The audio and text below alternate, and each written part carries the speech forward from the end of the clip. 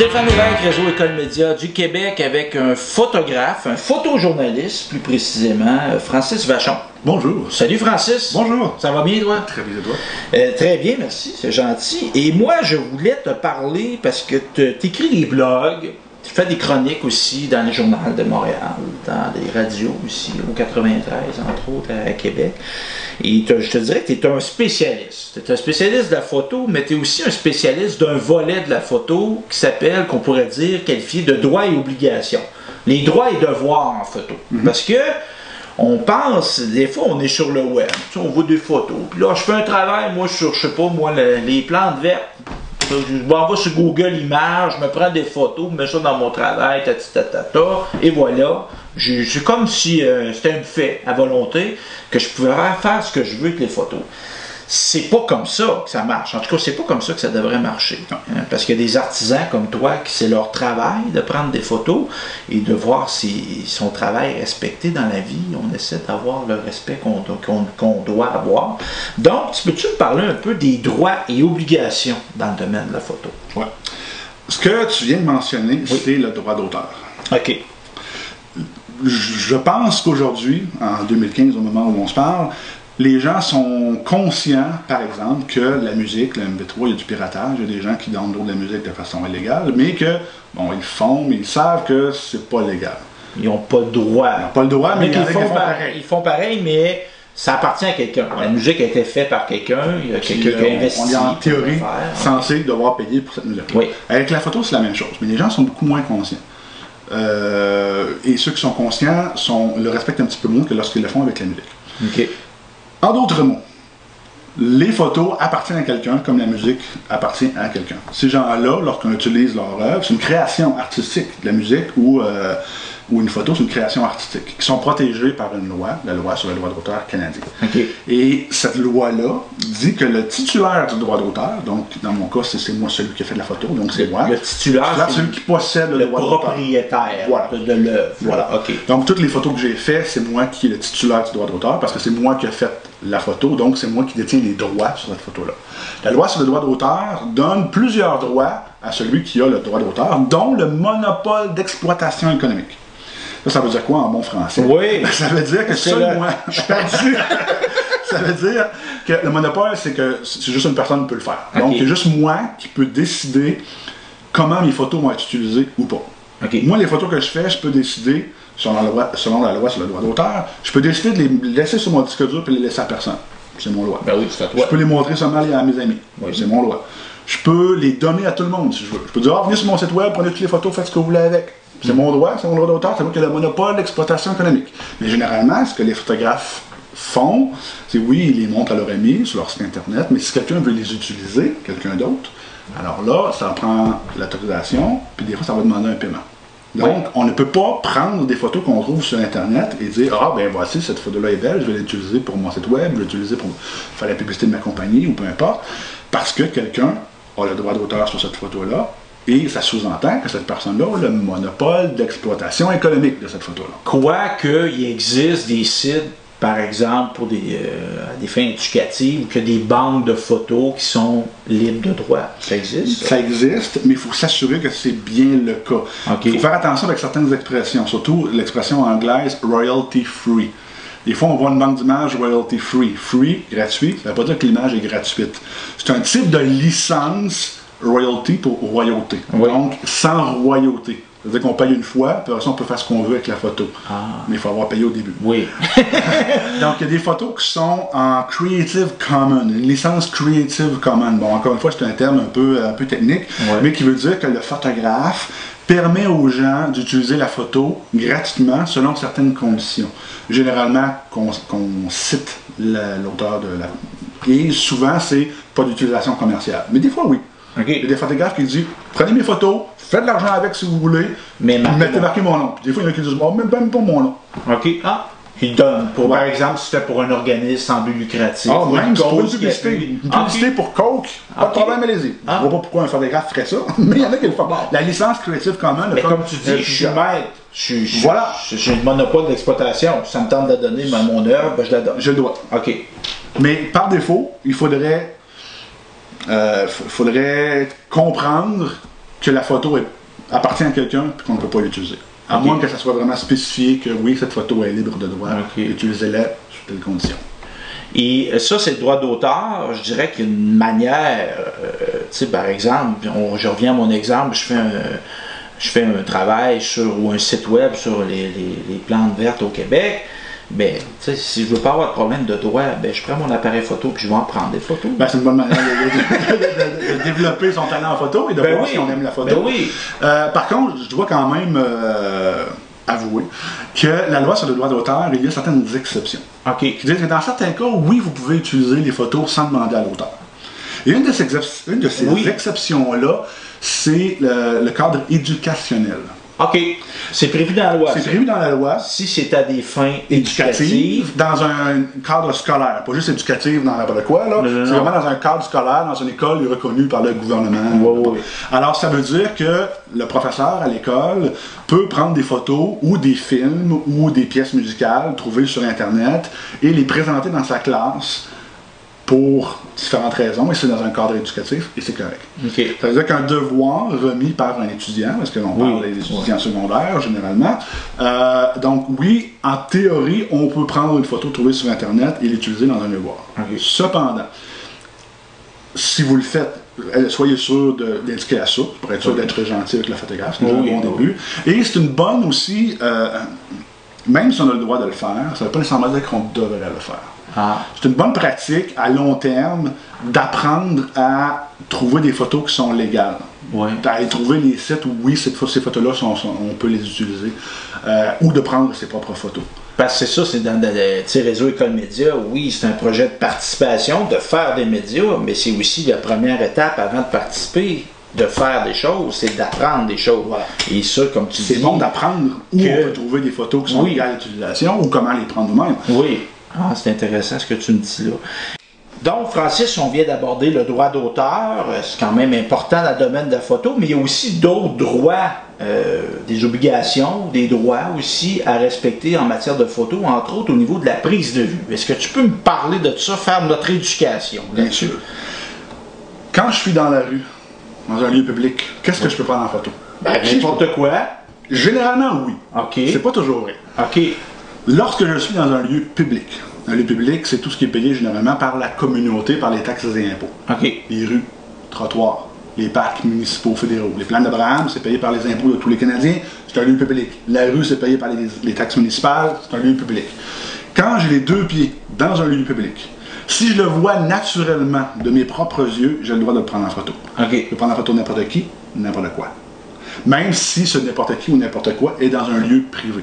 Ça veut dire quoi en bon français? Je suis les deux pieds dans la rue. Oui, on est chez toi, là, on est sur une rue ici à Québec, on est dans le milieu de la rue. Si, admettons, de la rue, il y avait une banque. Je la vois, La banque, c'est un lieu privé. Elle est située sur un terrain privé. Mais je la vois de mes propres yeux du lieu public où je suis. J'ai le droit de le prendre en photo. S'il y a quelqu'un qui passe dans la rue, j'ai le droit de le prendre en photo. Un enfant, un policier, un manifestant, n'importe qui, n'importe quoi, si je le vois naturellement dans mes propres yeux, j'ai le droit de le prendre en photo. Je dis naturellement parce qu'il faut faire attention à l'expectative de vie privée. Expectative de vie privée. Je suis chez moi. Je suis chez moi et j'ai une clôture de 6 pieds. Je suppose que personne ne me voit. Si quelqu'un arrive, prend un escabeau dans la rue, monte en haut de son escabeau puis me prend en photo, moi j'avais une expectative de vie privée. Alors s'il me prend en photo à partir d'un lieu public, en théorie c'était légal, mais là il a fait des efforts supplémentaires pour venir me voir, là ça deviendrait plus légal. Donc si je le vois naturellement, de mes propres yeux, alors que je suis dans un lieu public, j'ai le droit de prendre en photo n'importe qui, n'importe quoi. Donc, ce que tu me dis là, puis tu sais, on connaît le phénomène des paparazzis. Vous voyez ça des fois, là, des vedettes qui sont posées à. On dirait qu'ils sortent de la maison ou sont dans leur maison, tout ça. Au Québec, au Canada, ils n'ont pas le droit de faire ça. C'est ça l'affaire. C'est que oui, il y a le droit de prendre la photo. Et ensuite, il y a l'obligation, les droits suivants, qui est la publication ou la diffusion de la photo. C'est deux choses totalement différentes. C'est pas parce que j'ai le droit de prendre la photo que j'ai le droit de la diffuser. Alors, des magazines de paparazzi, qui sont très populaires aux États-Unis et en Europe, ne pourraient pas exister au Québec. Parce qu'il y a... Parce qu'il y a ce qu'on appelle le droit à l'image. Le droit à l'image, c'est un principe qui existe en raison d'un jugement qui s'est passé, qu'on appelle le jugement du clos. Okay. Donc, juste, je veux t'arrêter, Francis. On me prend une note, là. C'est important de prendre des notes pour oublier les affaires. Les paroles s'envolent, mais les écrits restent. Et les photos aussi. Et les photos aussi. C'est bon ce que tu dis là. On va y revenir parce que je voudrais quand même la prise de vue. J'ai le droit de prendre, ce que je retiens de ce que tu me dis, j'ai le droit de prendre des photos dans des lieux publics. J'ai pas à demander l'autorisation à tous les gens dans la rue qui se trouvent à être là. J'ai pas demandé l'autorisation. Est-ce que si je prends une photo de quelqu'un en particulier, est-ce que c'est la même chose? Oui. Si c'est dans un lieu public? Oui. OK. Je peux m'approcher à 3 pieds de quelqu'un, de le prendre dans l'appareil photo, de le prendre en photo, d'entrer quasiment dans sa bulle, là, puis de le prendre en photo, c'est légal. OK. J'ai le droit de prendre la photo. OK. J'aurais peut-être pas le droit de la diffuser, mais j'ai le droit de la prendre. Tu as le droit de la prendre? Ouais. OK. Alors, si par exemple, dans une manifestation, tu sais, avec les parce qu'en les carrés rouges, t'as œuvré, toi, t'as fait la photo, entre autres, la jeune femme qui avait été blessée. Là. Voilà. T'as une photo. J'ai eu d'ailleurs, à ce moment-là, une confrontation avec les manifestants qui ne voulaient pas que je prenne la photo. OK. Donc, oui, autant les manifestants que les policiers ne nous aiment pas beaucoup, les photographes de presse. Donc, tu manifestes dans la rue, tu es dans un lieu public, j'ai le droit de prendre en photo, même si peut-être que tu vas aller casser une vitre puis tu ne veux pas que je te prenne en photo alors que tu casses une vitre, mais j'ai quand même le droit de te prendre en photo. Okay. Tu peux me dire tant que tu veux, non, prends-moi pas en photo, prends-moi pas en photo, j'ai le droit de te prendre en photo. Les policiers, c'est la même chose. Les policiers, des fois, ils veulent pas qu'on prenne des photos parce qu'ils ont peur qu'on prenne des photos qui les mettent un peu... désavantagés. Voilà. On a le droit quand même de prendre la photo. Okay. Il faut faire attention, par contre, de ne pas nuire à leur travail. L'entrave aux policiers qu'on appelle. Parce que si on leur empêche de faire leur travail, ça devient un problème. On peut même se faire arrêter pour ça. Donc, il faut faire attention quand ils nous disent de reculer d'une manière correcte, là, pas à 300 pieds. Mais, tu sais, donc, dans un lieu public, j'ai le droit de prendre des photos. On peut dire ça. Je veux prendre des photos dans un lieu privé.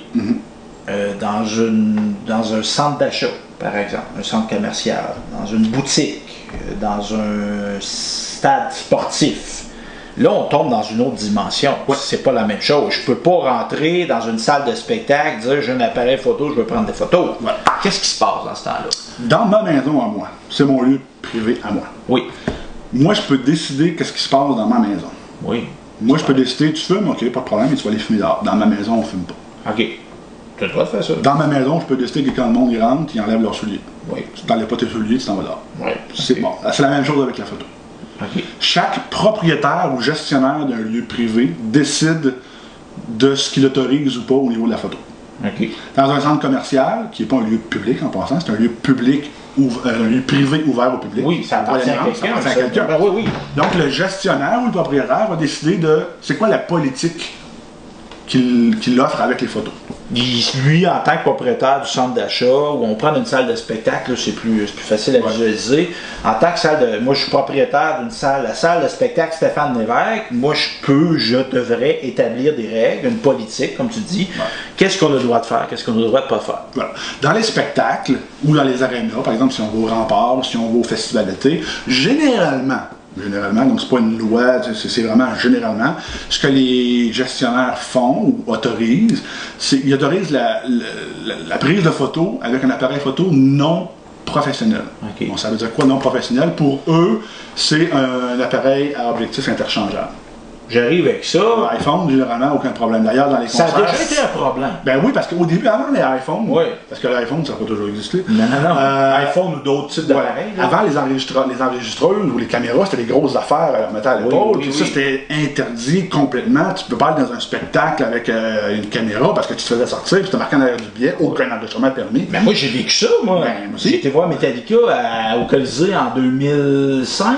C'était aucune caméra. Il y avait les gars de sécurité qui te surveillaient. Puis avec une lampe de poche qui regardait dans le feu. À cette heure, avec l'iPhone, tu peux plus faire ça, tu peux plus empêcher les gens. Puis c'est même rendu un problème, selon moi, qu'il y en a qui. Il y a toute une part, puis t'as 2000 iPhones qui se lèvent dans l'air. Ouais. Profite du spectacle. Ouais, mais ça, c'est une autre c'est une question de toi. Parce que on dirait que c'est le trip, c'est de l'écouter chez vous là-dessus. Il y a personne qui écoute ça là-dessus. Ouais. T'es là. T'as un écran de 60 pieds avant de toi, ils n'ont pas un écran. Ah, regarde. Donc, on laisse la permission. Puis s'il voudrait le propriétaire de salle, il pourrait l'interdire. Ouais. Il le permet pour utilisation personnelle. Oui. On s'entend que si quelqu'un voulait filmer avec un iPhone, puis après ça revendre son enregistrement, 10$ la copie, là, ça serait plus légal. C'est vraiment, ils permettent l'enregistrement avec un appareil non professionnel pour des besoins personnels. Donc, un exemple concret, moi j'ai été voir un spectacle au festival d'été avec ma fille, on avait nos appareils comme ça, on ne s'est pas fait questionner. Il y avait un monsieur devant moi qui est arrivé avec un appareil photo professionnel et qui s'est fait revirer de bord. Voilà. Donc, c'est le gestionnaire des lieux qui a décidé que dans le festival d'été, les iPhones, les petits appareils photo qu'on appelle point and shoot, les appareils compacts, c'est correct, mais les appareils photo reflex à lentille interchangeable, ça c'est considéré comme professionnel et c'est interdit. OK. Puis ça, on le fait, je veux pas nous perdre là-dedans, mais c'est parce que les festivals ou les salles, les organisateurs d'événements sportifs, ils vont donner des accréditations à des photographes professionnels. Ouais. Donc, ils veulent contrôler d'une certaine façon. Il y a ça, mais il y a aussi que bon, l'appareil photo, ça peut déranger les autres spectateurs. C'est surtout une grande lentille. Quelqu'un peut se cogner la tête sur ta lentille. Bon, il y a plusieurs raisons, mais aussi le contrôle de l'image, effectivement. Que les médias prennent leurs photos, puis c'est ces photos-là qui devraient être dans le journal à partir d'une position contrôlée. Un festival d'été, moi je suis accrédité pour un journal, on a une zone média, on est là pour les 2-3 premières chansons, puis après ça, on s'en va. OK. Donc, ce que je comprends, lieu public, je peux faire les photos que je veux. Lieu privé, le conseil général qu'on pourrait donner, c'est de demander à la personne à qui appartient le lieu, qu'est-ce que je peux faire, qu'est-ce que je peux pas faire. Exactement. Puis là, à ce moment-là, bon, on va agir dans les règles de l'art. Donc, Francis, on a parlé de droit d'auteur, on a parlé de droit de prise de vue, les lieux, qu'est-ce que je peux faire, qu'est-ce que je peux pas faire au niveau de la photo, mais il y a un autre droit qui est très important, qui est le droit à l'image. C'est quoi ça? Qu'est-ce que ça veut dire, le droit à l'image? Le droit à l'image, c'est un concept qui est lié avec un procès qui a eu lieu. Avant ce procès-là, tous les photographes disaient, ben, je fais de la photo, j'ai le droit de prendre une photo, donc j'ai le droit de la publier tant que c'est pas commercial. Donc je fais pas une publicité avec. OK. Donc si c'est juste pour illustrer un article dans un journal, je peux la publier sans demander l'autorisation aux gens. C'était comme ça que les photographes fonctionnaient. Mais à un moment donné, il y a une fille qui a dit, OK, ma photo que tel photographe a pris, qui est utilisée, qui est maintenant exposée dans une galerie d'art et qui a été publiée dans une petite revue, moi je me sens pas à l'aise à ce que ma photo soit utilisée, à ce que mon image soit utilisée par un photographe comme ça. Même si le photographe ne fait pas d'argent avec. J'ai le droit à ma vie privée. J'étais peut-être dans un lieu public, mais j'ai quand même mon droit à ma vie privée. Si je me rappelle bien, c'était une jeune femme assise dans des marches dans une rue de Montréal. C'est le jugement Duclos, du photographe Gilbert Duclos. Et la jeune fille, c'était Pascal Pierre Aubry. OK. Et elle était assise à un moment donné, elle fumait une cigarette et tout simplement. Elle relaxait parce qu'elle s'est fait prendre en photo, elle l'a peut-être même pas su. Non, effectivement, elle l'a pas su, elle l'a su plus tard seulement.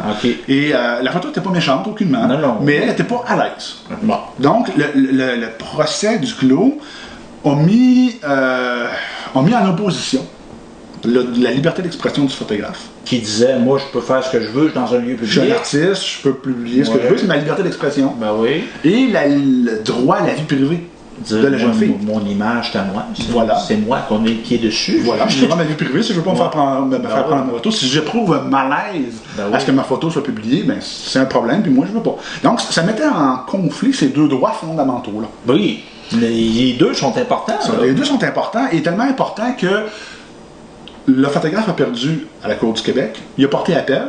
Donc, il a contesté le premier jugement. Il a perdu encore. OK. Et ça s'est rendu jusqu'en Cour suprême. Ça, c'est le tribunal suprême au Canada. Tu peux pas aller plus loin. Tu peux pas aller plus haut. Si tu perds là, c'est fini. OK. Donc, ça s'est rendu jusqu'en Cour suprême. Et quand ça sera en Cour suprême, ensuite, le jugement, il fait il fait jurisprudence. Jurisprudence. Il fait jurisprudence. Ça, ce que ça veut dire, c'est que ça vient changer les règles et les juges, après ça, ils doivent se dire, OK, tel jugement, ça s'est rendu en Cour suprême, puis les juges ont décidé que ça devrait être comme ça. Ça veut dire que maintenant, les premiers procès, les premières instances, là, avant qu'on se rende plus haut, bien, les juges vont se fier à ça. Donc maintenant, on est, entre guillemets, poigné avec ce jugement-là. C'est comme, ça devient comme une référence obligatoire. Voilà. Tu ne peux pas passer à côté et dire, ben là, moi, je juge comme ça. Tu peux pas, si la Cour suprême me dit ça, il faut que le juge en bas, il faut qu'il décide en optique, en respect avec la décision de la Cour suprême. Voilà. Et qu'est-ce que les juges de la Cour suprême ont dit quoi? Ils ont décidé qu'effectivement, que le droit à la vie privée était généralement plus important que la liberté d'expression du photographe. Je dis généralement. Parce que, sachant que leur jugement allait faire jurisprudence, ils ont quand même pesé les choses. Ils se sont dit, OK, oui, dans la plupart des cas, c'est vrai, les gens ont droit à leur vie privée. Puis s'ils ne veulent pas se faire. Même quand je suis dans un lieu public. Même quand je suis dans un lieu public. J'ai droit à ma vie privée. Ouais. Mais ils se sont dit, OK, ouais, mais il faut quand même que les journaux puissent publier des journaux. Tu sais, quand un pédophile se fait arrêter, si on peut plus mettre sa photo dans le journal, parce que lui a son droit à l'image, ça va mal. On ne peut plus publier de journal. Oui. Donc, les juges de la Cour suprême ont donné plusieurs pistes qui disent, OK, oui, c'est vrai, généralement, on ne peut pas publier la photo sans son autorisation, mais dans plein d'autres cas, on peut quand même. OK. Ils ont donné des balises. Voilà. Ils ont déterminé dans quel cas on peut le faire. Voilà. Et il y a 3 questions. Quand on veut publier une photo, puis qu'on n'a pas l'autorisation des gens, de la personne ou des personnes qui se trouvent sur la photo, on doit se poser jusqu'à 3 questions. OK. Premièrement, sur ma photo, est-ce qu'il y a un sujet principal? Ça veut dire quoi? Ça veut dire quoi? Si je prends la photo de quelqu'un devant un monument, dans une fontaine publique. Oui. Si je prends une photo de quelqu'un devant une fontaine publique, c'est pas la même chose que si je prends la photo de la fontaine publique avec laquelle il y a par hasard quelqu'un devant. OK. Si j'enlève la personne de ma photo, est-ce que j'ai la même photo? Tu sais, si je prends une photo dans un lieu public, à un moment donné, il va y avoir des gens sur ma photo, j'ai pas le choix, dans un lieu public. Tu peux pas tasser le monde, parce que moi, je veux faire une photo. Voilà. Là, mais si dans Photoshop, j'enlève toutes les personnes, est-ce que ma photo, c'est la même chose? OK. Là, alors, si la réponse, c'est oui, ça veut dire qu'il n'y a pas de sujet principal. OK. Les gens sont là par hasard. OK. Je peux la publier. C'est plate de dire ça de gens, mais c'est un peu des accessoires. Voilà. C'est le terme qui est utilisé d'ailleurs dans le jeu. OK. Accessoire à la photo. OK. S'il y a un sujet principal, ou 2 personnes, parce que 2 personnes peuvent être sujet principal, il y a un couple qui s'embrasse, s'il y aurait 2 personnes sujet principal, on doit se poser une deuxième question. Je veux illustrer la beauté du printemps et l'amour qui rejaillit après le long hiver, et je prends un jeune couple qui sont très beaux, en train de s'embrasser éperdument. Ils sont sujet principal. Oui. Là, c'est plus la fontaine. Non. C'est ce que la fontaine pourrait être en arrière-plan, mais mon sujet, c'est la couple. Oui, OK. Alors, la deuxième question, c'est est-ce qu'ils sont reconnaissables? Ah. Si on voit leur visage, probablement qu'ils sont reconnaissables. Okay. S'ils sont de dos, probablement qu'ils ne sont pas. À moins que la fille ait plusieurs couleurs dans ses cheveux, que le gars ait son gilet, son manteau de son équipe de hockey, on peut commencer à pouvoir les reconnaître. Mais si on ne les reconnaît pas, on peut publier la photo. C'est des gens qui s'embrassent. Ouais. Donc, si on ne l'illustrera pas, moi puis toi, l'ensemble, mettons, on verrait juste le profil, où on est comme la tête un dans l'autre. On s'embrasse, on n'est pas reconnaissable. OK. Bon, donc, je comprends. Donc là, je pourrais la publier. OK. Si jamais les gens sont sujet principal, oui, puis ils sont reconnaissables, oui, là, je vais me poser une troisième question. Bon, on y vient. Est-ce que c'est d'intérêt public? Ben là, oui. J'illustre un article sur le retour du printemps, parce que c'est pas d'intérêt public. C'est un beau sujet, mais c'est pas d'intérêt public. Ouais. C'est quoi d'intérêt public? Ouais, ça veut dire quoi ça, intérêt public? Un inconnu plongé sous les feux de la rampe, la victime d'un accident par exemple. Oui. Un accident au coin de la rue, les journaux peuvent en parler, c'est un accident, c'est bon. Alors on peut prendre une photo des gens et les publier, même s'ils sont reconnaissables. Oui. Quelqu'un qui volontairement participe à un événement d'intérêt public. Manifestant. Okay. Manifestant, tu participes de ton plein gré à un événement d'intérêt public. T'es pas là par hasard. T'es pas là par hasard. Aller manifester, qui est ton droit. Voilà, c'est un droit acquis, là. C'est un droit très important. Donc, en faisant ça, tu libères ton droit à l'image, tu permets que ton image soit publiée. OK. De là que tantôt on parlait de la manifestation, il y a eu une manifestation à Québec, il y a des gens qui voulaient vous empêcher, vous les photographes, de dire ben là, prenez pas des photos de ça.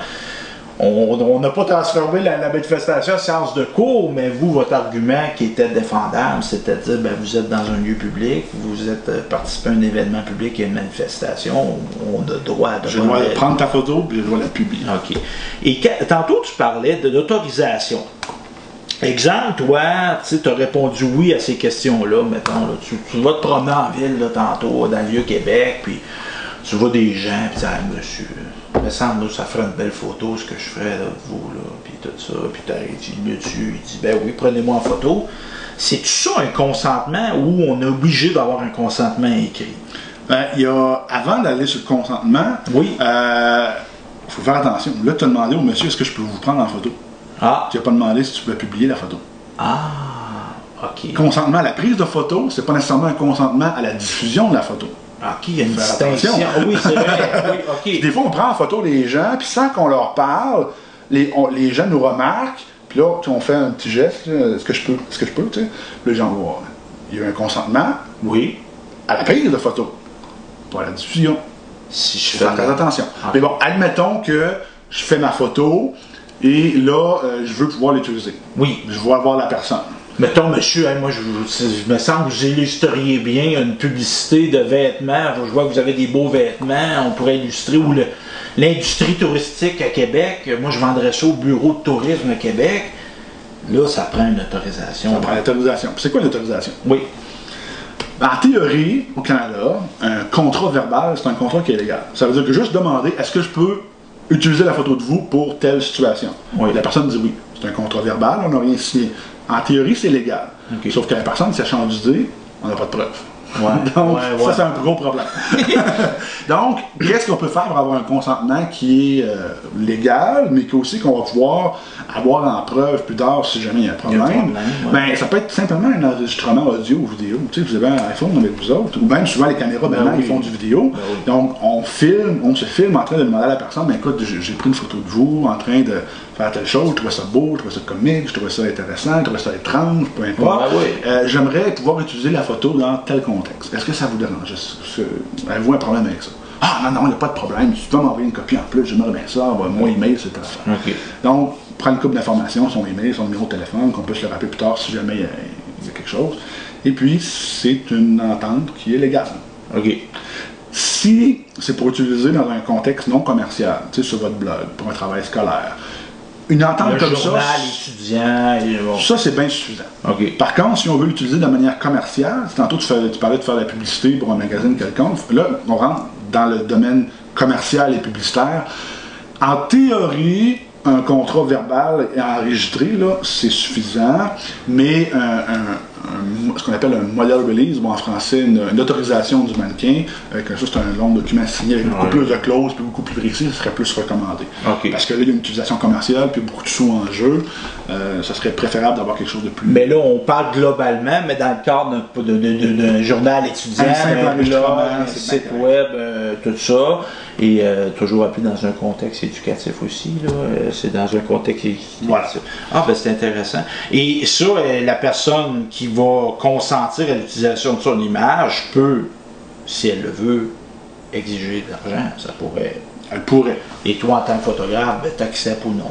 Ben, moi, si c'est le contexte éditorial, c'est-à-dire si c'est pour illustrer un article ou non. Non, OK. Mais exemple, tu fais une séance avec un mannequin pour qui serait publié dans une revue internationale, ben, le mannequin aussi, elle ou lui, c'est une affaire.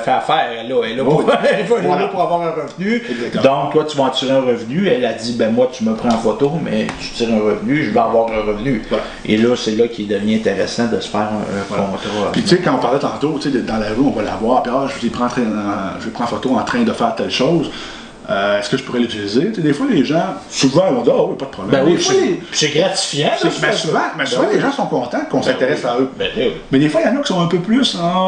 Puis, tu sais, souvent, un simple, écoutez, là, tu demandais, tu disais, ça se peut qu'ils demandent de l'argent. Ça m'est jamais arrivé qu'ils demandent de l'argent. Mais quand ils hésitent un peu, écoutez, monsieur, la photo, regardez la photo en arrière de ma caméra. Regardez comme elle est belle, là.